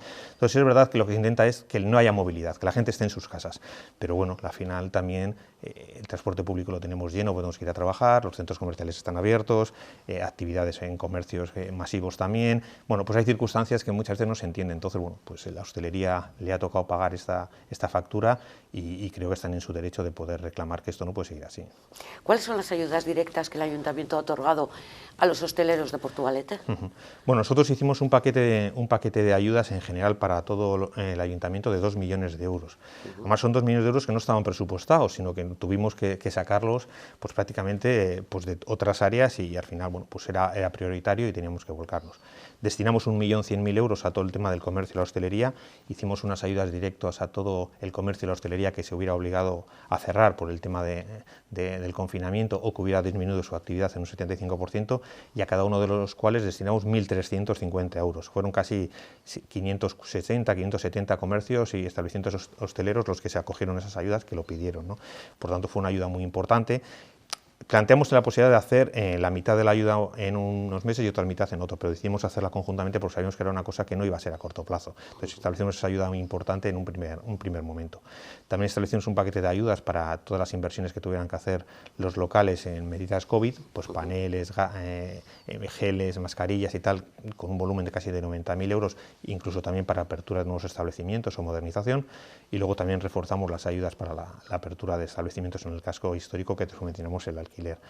Luego también hicimos una condonación de la tasa de terrazas a todos los bares en el año 2020, que también haremos ahora en el año 2021, y bueno, y hemos también congelado todas las tasas, precios públicos e impuestos para este año, con lo cual, bueno, pues es un paquete importante de ayudas. Y bueno, y luego todas las campañas publicitarias que hemos hecho, pues sobre todo para animar a la gente a acudir al comercio y a la hostelería, las campañas promocionales, dejamos ampliar las terrazas a los bares sin ningún coste alguno, intentando pues de alguna forma que tuvieran más espacio en la vía pública, al aire libre, y por tanto, bueno, pudiera la gente consumir mejor y con más seguridad.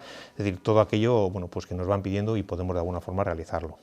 ¿Se sabe el número, por ejemplo, de bares que hayan podido cerrar, bajar la persiana definitivamente? O sea, cese de actividad, bares y también comercios. No lo sabemos todavía con exactitud porque muchos cierran y vuelven a abrir en función de este periodo de pandemia, y una vez que ya se restablezca la actividad total podremos hacer un balance de los locales de hostelería que han bajado la persiana y ya no van a volver a abrir, que seguramente habrá bastantes, ¿no? No sabemos el número determinado porque con esto pues es difícil valorarlo, igual que con el tema de los comercios, pero bueno, sí hay algunos que no tanto van cerrados, sino que te dicen que seguramente a futuro no van a poder mantener la actividad, y en eso es un poco en lo que estamos focalizando. No sabemos el número exacto, si es verdad que bueno, no es una cosa que se note ahora en estos momentos, porque al final están todos cerrados, o cuando están abiertos se nota que la hostelería de repente sale todo el mundo y están todos los abiertos, pero sí me preocupan los que en un futuro ya te van diciendo que no van a poder mantener esa actividad, y es en eso en los que tenemos que intentar convencerlos y ayudarlos para que sigan. Porque claro, todo la conclusión o el desarrollo lógico es que luego esto aumenta la tasa de desempleo en el municipio. Sí, está claro, el número de trabajadores que trabajan en hostelería y comercio en Portugalete es muy importante, es elevado, y por tanto si es la principal actividad económica, pues con la pandemia es la que más se está viendo afectada. Es verdad que también vemos pues como la industria está viendo afectada y es un gran volumen de trabajo, pero si hay un sector claro en el que el descenso de la actividad ha sido directa, bien por un cierre porque te obligan a cerrar, o bien por una disminución del consumo porque la gente no puede salir a consumir por las restricciones que hay, pues tanto de horario o de desplazamiento, pues es el comercio y la hostelería. Hablemos un poquito del colectivo precisamente más necesitado. Me imagino que como todas las localidades aumenta el número de familias en situación de riesgo por pérdida de trabajo. ¿Cómo afronta Portugalete, cómo ayuda a sus vecinos en este sentido? Bueno, pues ahí también lanzamos un paquete de ayudas muy importantes del tema de los servicios sociales, alrededor de 900.000 euros, casi 1 millón de euros, y ahí ya detectamos dos cosas que la verdad es que no te lo puedes suponer, pero te das cuenta que la gente cuando le falla el salario 1, 2 o 3 meses, pues entran en situaciones muy complicadas, y pues hay mucha gente que vive al día de su salario y que, por tanto, bueno, pues en el momento que la crisis económica entró como motivo de la pandemia, pues se vio que al cabo de 3 o 4 meses no tiene para pagar el alquiler o para tener, bueno, pues las necesidades básicas cubiertas.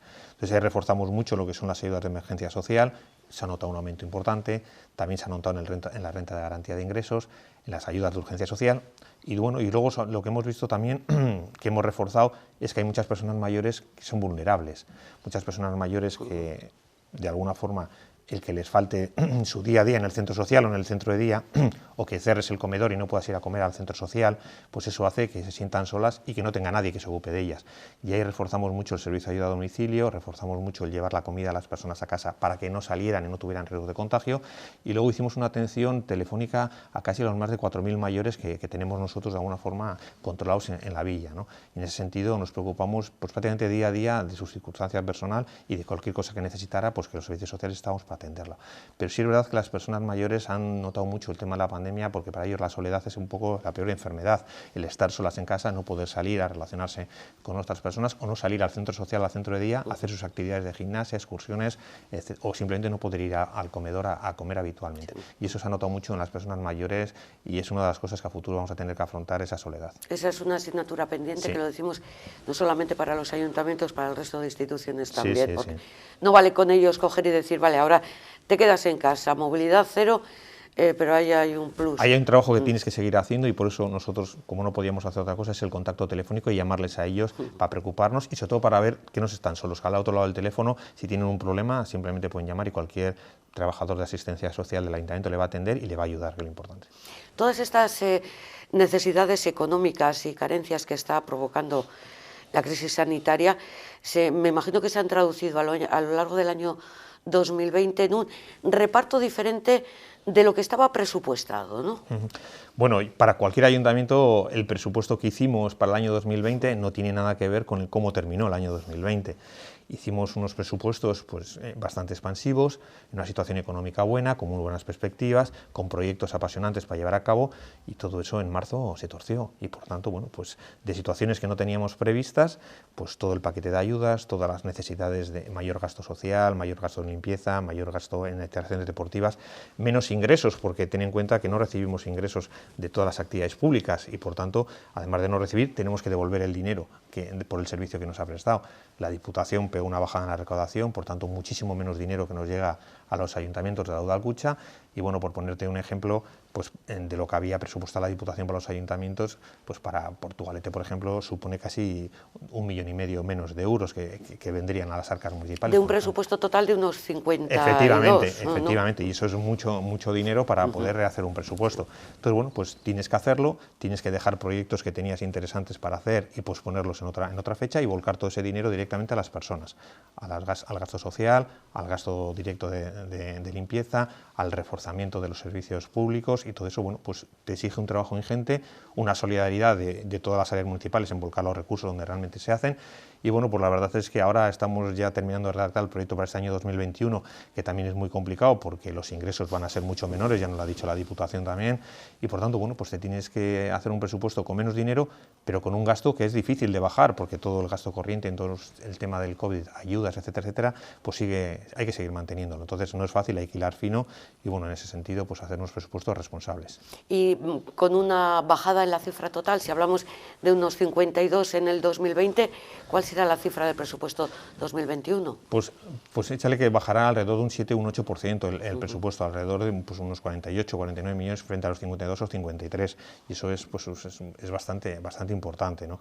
Porque ten en cuenta cuenta que al final, según un presupuesto total, parte de los gastos es, el abrir el ayuntamiento te lleva ya gran parte de esos gastos, pues es el gasto de personal, de los funcionarios, todo el gasto de mantenimiento de la ciudad, pero todo eso se tiene que reforzar pues por todo el tema de la pandemia, como te he dicho antes, en más gasto social, en más gasto de limpieza, en más gasto educativo, en más gasto de instalaciones deportivas, porque además recibes menos ingresos, pero al final el abrir una piscina, una instalación deportiva cuesta lo mismo o más, porque tienes que poner más servicio de limpieza. Sí, efectivamente, al final todo eso pues te hace de alguna forma que tengas menos ingresos pero más gastos, y el ajuste del presupuesto tiene que ser muy responsable.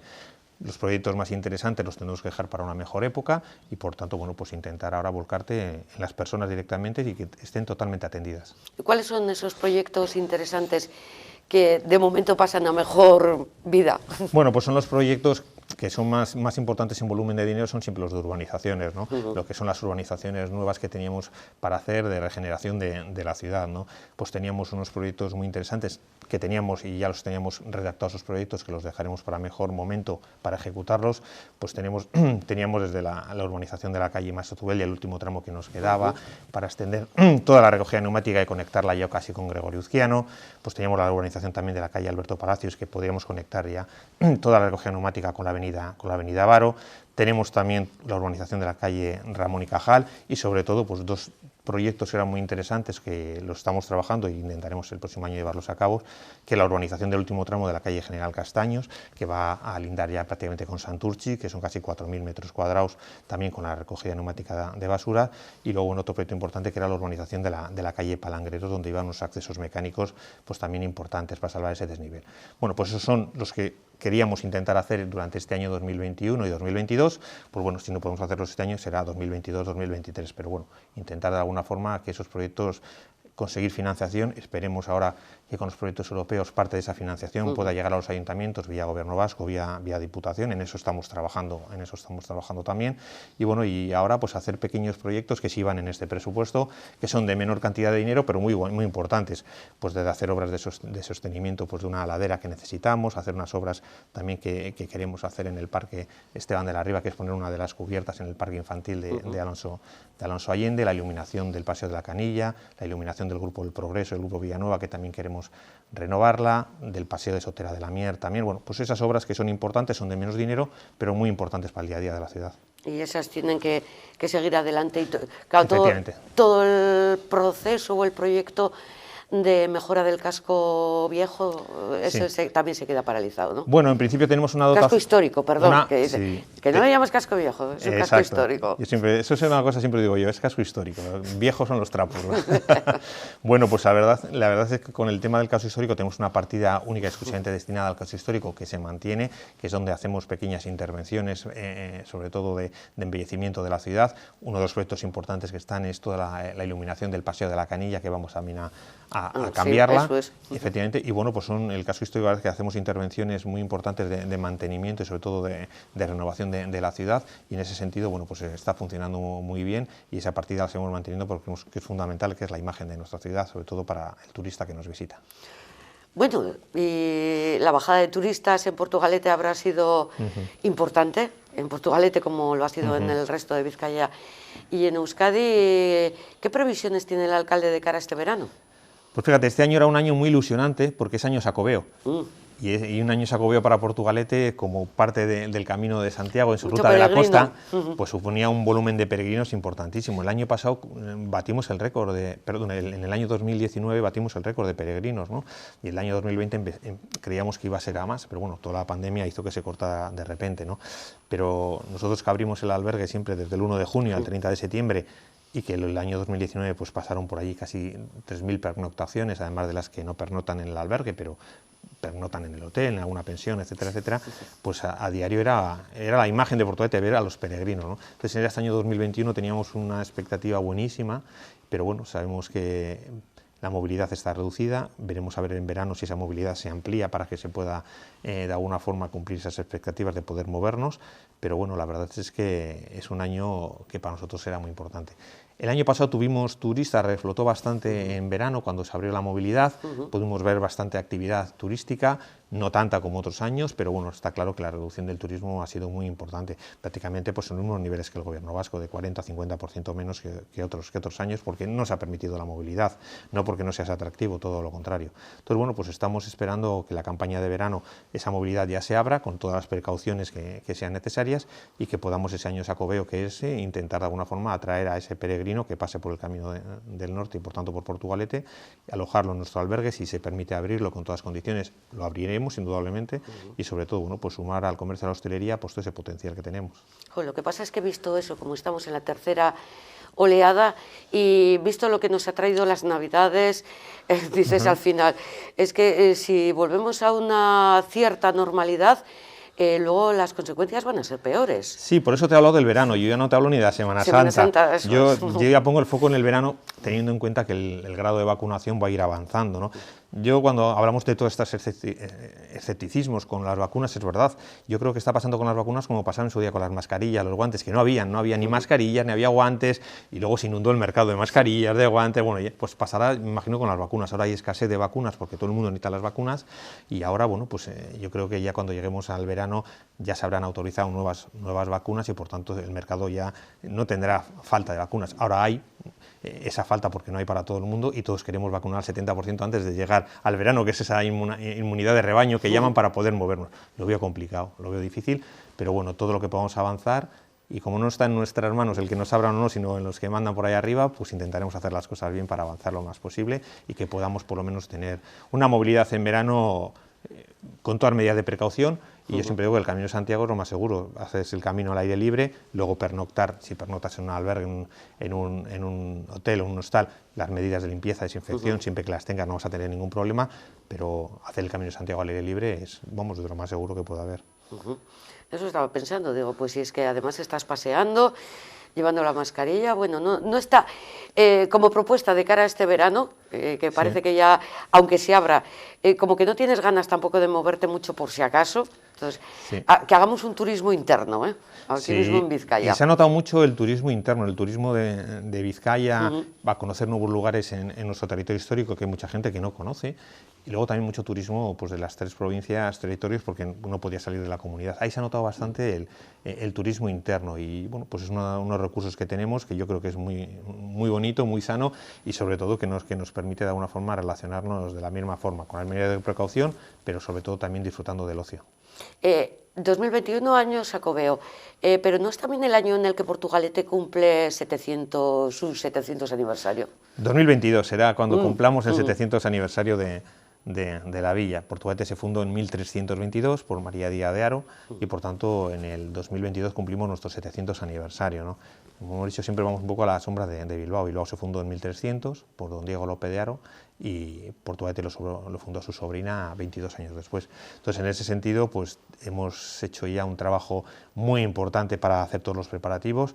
Ya de alguna forma el Consejo Asesor del 700 aniversario ya está formado. Lo haremos en una presentación dentro de apenas 15 días a todos los vecinos y a las vecinas. Hemos ido ya haciendo actividades, tenemos ya una programación importante y por tanto lo que queremos es que este año 2022 podamos disfrutar todos los vecinos y vecinas plenamente de todas las actividades que vamos a programar en torno al 700 aniversario de la ciudad. Yo creo que es una fecha en la que tiene que ser un antes y un después para la ciudad, en la que todos nos sintamos orgullosos de pertenecer a esa villa jarrillera y sobre todo trabajando todos juntos. Hemos hecho un consejo asesor y unos grupos de trabajo donde todo el mundo que quiera participar va a poder participar. Hay temas culturales, temas deportivos, temas de folclore, de historia, temas educativos, es decir, todos los ámbitos vamos a tocar para que todos se sientan representados y especialmente, bueno, ya hemos ido dando una serie de pasos y yo creo que va a ser algo muy ilusionante y sobre todo, pues una ilusión dentro de esta situación que estamos viviendo para que todos los vecinos se sientan orgullosos de su ciudad. Pero todo ese tipo de actividades contando con que ya pase de todo lo del coronavirus, ¿no? Vamos, ¿no? Nos ponemos en un escenario totalmente 2022 que ya podremos de alguna forma tener una movilidad y disfrutar de actividades con total seguridad. En ese sentido, vamos, creemos que el año 2022 esperemos que ya hayamos pasado, porque si no hemos pasado, entonces ya es decir, bueno, esto no sé cuándo vamos a ver el final del túnel, pero bueno, tenemos tiempo todavía, creo que a final de año la inmunidad y la vacuna la habremos recibido pues prácticamente ya el 70, 80 o 90% y en ese sentido, hombre, el 2022 ya es el momento en el que podamos de alguna forma relacionarnos, igual también con precaución, pero libremente para poder realizar actividades. Y recordar lo del coronavirus como una pesadilla que hemos vivido. Sí. Estamos a punto de cumplir un año, ¿eh? Bueno, efectivamente, la verdad es que ha pasado tan rápido el tiempo que muchas veces no te has enterado, y cuando tú echas la vista atrás y dices, es que llevamos un año ya con el tema de la pandemia y el virus. Parece terrible, ¿no? Pero la verdad es que el sufrimiento que ha habido de por medio, sobre todo las personas que han fallecido o los familiares que han quedado gravemente afectados por el tema de que han estado ingresados y tienen secuelas, y ya sumado a todo la crisis económica que ha derivado, es algo que jamás hubiéramos pensado nadie de los que estamos actualmente viviendo en esta sociedad, y que muchas veces dices, bueno, pues igual despertamos de esta pesadilla, pero ya sabemos que no es una pesadilla y que lo que tenemos que hacer es mirar hacia adelante y ser siempre ya positivos, es decir, hay que resistir, estamos resistiendo muy bien entre todos, y ahora lo que nos queda pues es ya en esa montaña rusa volver a subir hasta arriba del todo. Hay también actividades que marcan todos los años en Portugalete, el entierro de la sardina, por ejemplo, el peculiar entierro de la sardina. El año pasado sí se pudo celebrar, todavía no había llegado. Sí, sí. La pandemia este año le ha tocado pleno. Nos ha tocado de pleno. El año pasado pudimos celebrar los carnavales y el entierro de la sardina, y ya posteriormente, ya en marzo, ya nos pilló toda la pandemia y ya mandaron cerrar absolutamente todos a mediados de marzo. Este año hemos hecho sobre todo un gran esfuerzo en hacer la cultura segura en Portugalete. Celebramos muchísimas actividades culturales al aire libre en verano, para hacer un verano cultural y sobre todo ayudar al comercio y a la hostelería. No se celebraron ningún tipo de fiesta, ni la Virgen de la Guía, ni las fiestas de San Roque, ni ninguna fiesta de barrio patronal que tenemos, pero sin embargo sí hemos hecho mucha actividad musical, cultural en la calle al aire libre, para que la gente de alguna forma, que podía estar en la calle y podía estar en la hostelería, estuviera de alguna forma de forma segura. Ha funcionado muy bien. La verdad es que no hemos tenido ningún tipo de contagio, ni ninguna actividad cultural, musical, ninguna instalación deportiva, en ningún tema de centro social, centro de día, porque para nosotros es fundamental ante todo la seguridad de quienes puedan acudir a esos lugares. Y se pueden hacer las cosas y se pueden hacer bien si pones trabajo y pones medios. Y en ese sentido pues hay que intentar que la gente tenga alternativas, porque si no la única situación que tiene es quedarse en su casa, pero si te permiten estar fuera, pues hacer cosas de forma segura, y eso supone trabajo y supone también medios económicos para realizarlo. Tenía apuntado, alcalde, que hasta el 28 de febrero está paralizada la actividad cultural en Portugalete. ¿Todo tipo de actividad cultural? Sí, en principio hemos paralizado todo porque debido a la situación que teníamos, el Gobierno vasco mandó una recomendación a los ayuntamientos de que toda la actividad cultural, musical, etcétera, se paralizara para tener, porque se veía que el mes de febrero era un mes complicado, pero sobre todo el de finales de enero, y bueno, pues los ayuntamientos decidimos todo lo que era en formato un poco grande, en formato cerrado, pues suspenderlo y trasladarlo todo a marzo. Es decir, no lo eliminamos, sino que lo trasladamos a marzo bajo las medidas, si es que se pueden hacer, de seguir haciéndolo. Ahora se podrían hacer, lo que pasa que, bueno, pues para no intentar que la gente salga a la calle y haya más movilidad, por precaución decidimos suspenderlo. Lo trasladamos a marzo, y este mes de febrero pues ser un poco más coherentes en el sentido de no realizar ningún tipo de actividad, que no había habido ningún problema nunca, pero creo que es necesario que la movilidad sea la menor posible y que la gente, pues cuanto más tiempo permanezca en sus casas, mejor. Y preparar unas fiestas patronales no se hace de un día para otro.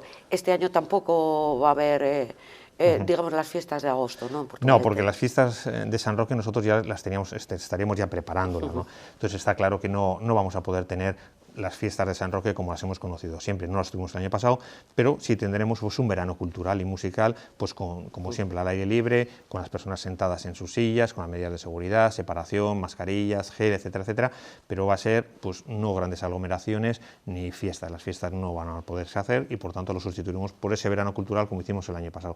Pero las fiestas de disfrutar en la calle, como las conocemos, con esos actos festivos, pues yo creo que ninguna ciudad las va a hacer. Alcalde, me gustaría que utilizara la cámara que tiene a su disposición un poco para el mensaje hacia los portugalujos que quiera dirigirles en estos momentos en los que estamos en la tercera ola, pero bueno, yo creo que no hay que perder un poco la esperanza ni el optimismo. Bueno, pues yo a los vecinos y a las vecinas de Porto lo primero que me gustaría es darles las gracias por el magnífico comportamiento que han tenido durante toda la pandemia, desde que iniciamos en marzo del año pasado. Primero porque han sido coherentes y han ayudado a que la incidencia sea la menor posible en Portugalete. Luego por su comportamiento también, tanto cuando han estado confinados en casa y sobre todo luego cuando nos han dejado volver a salir, de que nos hemos comportado muy bien. Eso ha hecho que el grado de incidencia pues siempre lo hayamos tenido muy bajita, que hemos entrado en zona roja, pero es una zona roja bastante moderada y que vamos a salir pronto. El compromiso del comercio de la hostelería en intentar pues, que la gente que acuda a las máximas condiciones de seguridad, y sobre todo eso ha demostrado que sabemos resistir, no es la primera vez que lo hacemos, y sobre todo yo creo que el carácter de los vecinos ha hecho que miremos al futuro con ganas de que esto pase y volver otra vez a disfrutar en la calle, de la hostelería, del comercio, de las fiestas, de la cultura, porque al final somos una ciudad que nos gusta estar en la calle y que nos gusta divertirnos, así que todo lo estamos haciendo para poder en un futuro volver y estoy convencido que lo vamos a hacer, así que entre todos lo vamos a lograr, darles las gracias y que sigan en ese comportamiento. Gracias, alcalde. ¿Cómo me gusta hacer esto? Porque además no estamos en campaña electoral. Bueno, claro. Y además no tienes que pedir el voto, ¿verdad? Y no hay que pedir el voto. Muy bien. Mucha suerte, alcalde, para el ayuntamiento y para todos los vecinos, sobre todo para toda la villa. Ese mismo mensaje también se lo trasladamos a Miquel Torres y a toda su familia, a todas las personas cercanas. Nos vamos a despedir, me despido de él, pero también del programa, y lo hacemos con fútbol. Ya sé que el alcalde es del Portu, pero sí, bueno, sí. La actualidad está en el Atleti porque consiguió ganar al Betis, algo que se parecía... Y qué bien lo pasamos ayer viendo el partido, magnífico. Pero si era tarde. Da igual, el Atleti no hay hora para verlo. Bueno, pues ahora vemos las mejores jugadas del partido, además de las declaraciones de Marcelino Díaz, del entrenador y, como no, de Raúl, uno de los protagonistas de ese encuentro. Gracias. Gracias. Bueno, mucho orgullo de lo que representamos, de la forma que tenemos de entender cada partido y, evidentemente, la palabra orgullo creo que es lo que más me llena. El partido dura los 90, sabemos que a veces nos pone complicado por situaciones como esa, pero la confianza en el grupo está ahí y por eso sale bien. Sí, creo que hay que valorarlo, ¿no? Cuando estás en una semifinal parece que es fácil, hay que darle ese valor que tiene, no es nada sencillo llegar en esta competición, son partidos muy complicados, pero estamos otra vez, 2 partidos y bueno, intentar llegar a otra final. Bai, badakigu talde honek asko sufritzen duela, baina ez dugu etxi inoiz, eta bueno, azkenengo minuto hortan, Raulen golak, lortutako gol horrek, prorroga jolasteko aukera eman digu. Prorrogan, bi taldeak ez ditugu aukerak eduki golik sartzeko, eta gero, penaltiko tanda horietan, guk gol gehiago sartu ditugu, oso pozik gaude, eta orain badakigu beste partido garrantzitsua daukagula igandean, eta horretan gaude pentsatzen orain. Bueno, ez hori, unaien lanak, aukera hori eman dit, azkenean banekien nik utzi egiten manuela, beste aukera bat zegoela, eta horrek lasaitasun pitxin bat eman dit, eta konfiantza neukan botatzeko penalti hori, eta zorionez semifinaletan gaude, ez? Bai, badakigu taldearen lana oso ona dela, oso pozik gaude, baina orain igandeko partida ere oso garrantzitsua da guretzako, sailkapenean goruntz ikusteko eta joateko, eta hurrengo astean beste finalerdietan ez dakigu zein edukiko dugun arerio, baina guk dena emango dugu finalera iristeko. Enhorabuena por la clasificación. ¿Se puede hablar de una clasificación a base de pico y pala? Sí, podríamos decirlo así. Ha sido un partido muy igualado, muy igualado, con pocas ocasiones de gol. Creo que nosotros algunas más y más claras, pero bueno, pues quizás al final haya sido resultado justo. Creo que en el segundo tiempo nosotros hicimos más ocasiones que el rival para habernos adelantado, pero fue el Betis en una acción aislada quien lo hizo posible con un gran gol de Juanmi. Luego pues nosotros también metimos un golazo, metió Raúl con el empate y bueno, pues prórroga, creo que los dos equipos muy cansados y los penaltis, la lotería de los penaltis ha caído de nuestro lado. Y bueno, pues Unai ha estado sensacional, pero como a mí me gusta destacar siempre al equipo, creo que que bueno, pues estos futbolistas nos están haciendo muy felices, estamos orgullosos de ellos, creo que todos, la afición, todos lo debemos de estar y bueno, pues aquí estamos en semifinales, mañana en el bombo otra vez, que es lo que queríamos. Vaya idilio tienes con Sevilla, tiene el Atlético en Sevilla este año. Encantadísimo, supongo, con un Atlético que vuelve a demostrar que se deja la piel y que cree, confía y tiene fe hasta el último instante. Sí, no decae, el equipo no decae. Trabaja, creo que igual cuando va ganando que cuando va empatando que cuando va perdiendo. Porque creo que si somos capaces de seguir con esta situación del resultado ser algo que solo sucede al final y que lo importante es lo que el juego nos lleve a ese resultado, pues nos va a ir muy bien.